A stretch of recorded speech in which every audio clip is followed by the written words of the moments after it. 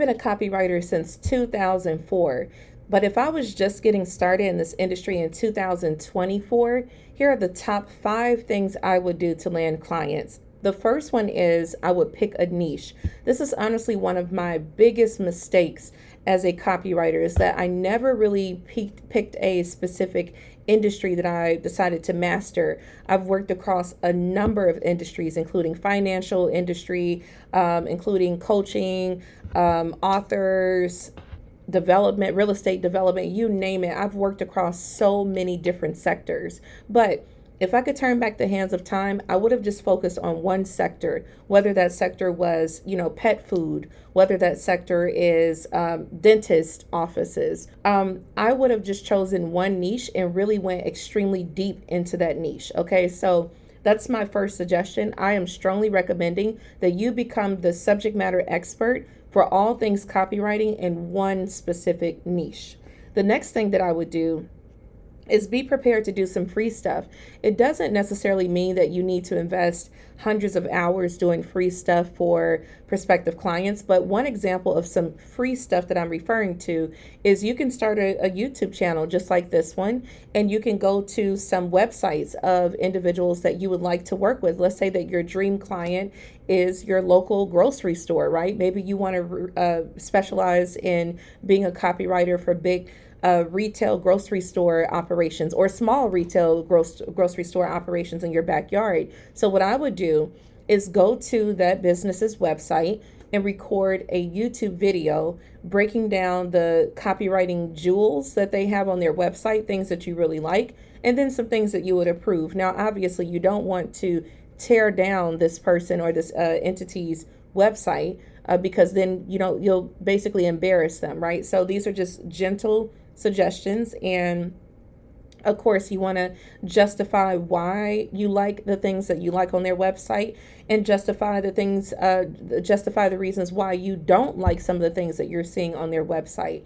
So again, just be prepared to do some free stuff, and doing free stuff doesn't always mean that you are literally having to create work for a prospective client or a current client for free. What it means is that you can create content just like I'm doing here on YouTube and do a nice little breakdown of the good things that you're noticing and the things that could use some improvement.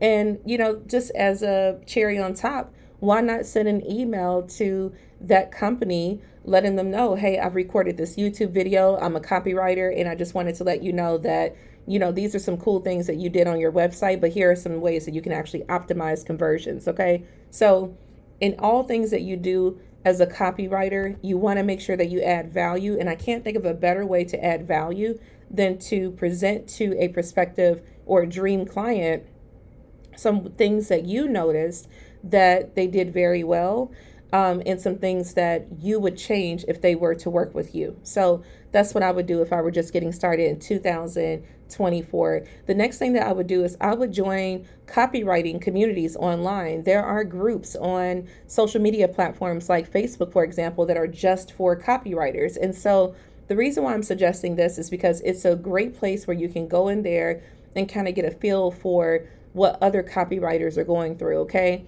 I think it's really good to have colleagues that are in your industry at various levels, because you're able to get some feedback, you're able to get some insights and perspectives that maybe you never considered. So I strongly recommend joining some of the Facebook groups in particular that are concentrated or focused on copywriters. And again, you want to make connections with people at all levels. With that being said, the next thing that I would do is I would look at the AWAI's pricing guide. So the AWAI organization, what they do every year is they release a report, and it's a pricing guide, and it basically kind of tells you the price range that people are charging, other copywriters, for example, are charging for the type of work that we're doing.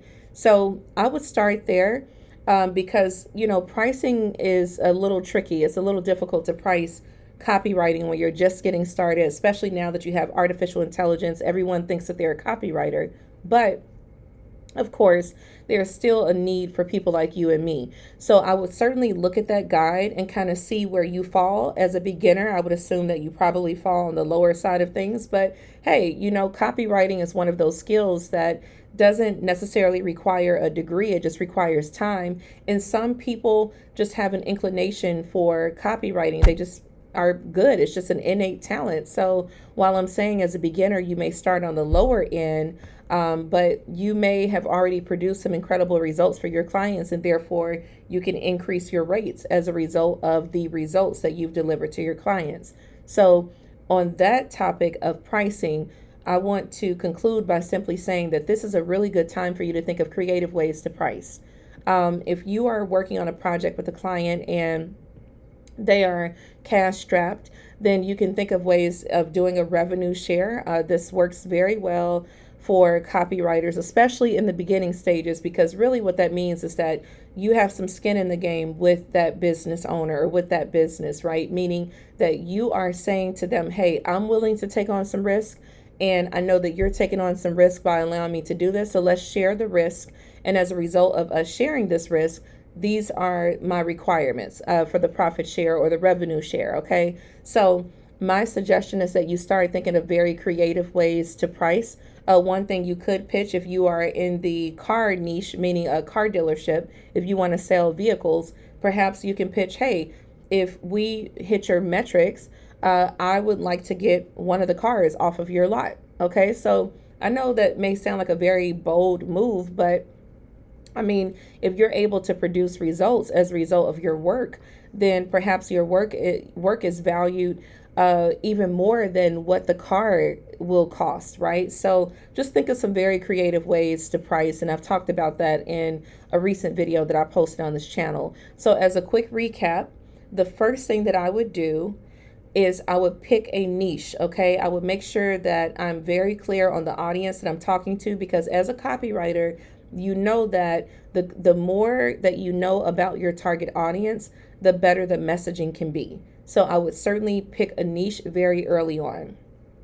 Number two, I would be prepared to do some free things. Free things meaning launching a YouTube channel where I am looking at the websites of some of my dream customer, dream clients, and giving some feedback on the things that I really like that they did, and just a couple of suggestions for things that I would change. But again, keep it nice. Don't get messy with that one.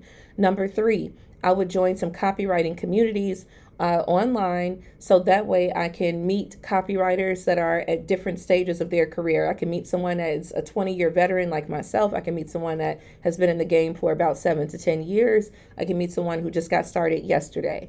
And so what you want to do is just join those communities to kind of understand some of the challenges that copywriters are facing and how they're able to overcome them.